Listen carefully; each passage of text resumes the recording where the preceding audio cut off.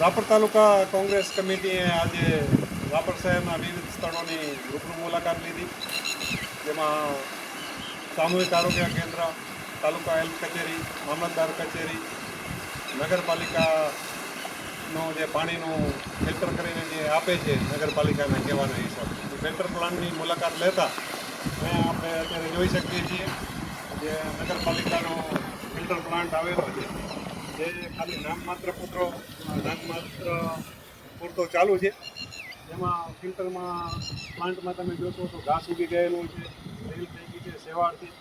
અને જે પાણી ચાલુ છે એ ડાયરેક્ટ ફિલ્ટર પ્લાન્ટના ટોટલ વાલ બંધ પડેલા છે અને ખાલી કોઈ અહીંયાથી નીચેથી જોઈને વળી જાય તો એને એમ થાય કે ટોટલ પાણી ફિલ્ટર થઈને રાપરની પ્રજાને મળતું હશે, પણ ખાલી આ તો રાપરના નાગરિકોની આંખમાં ધૂળ નાખવાનું કામકાજ છે.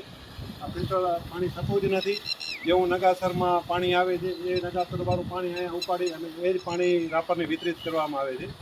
થોડી વાર પછી પાછા આપણે નગર પાલિકાના જે પાણીનું સ્ટોરેજ છે નગાસર તળાવ, ત્યાં જઈ અને ત્યાંની સ્થિતિથી તમને વાકેફ કરવામાં આવશે.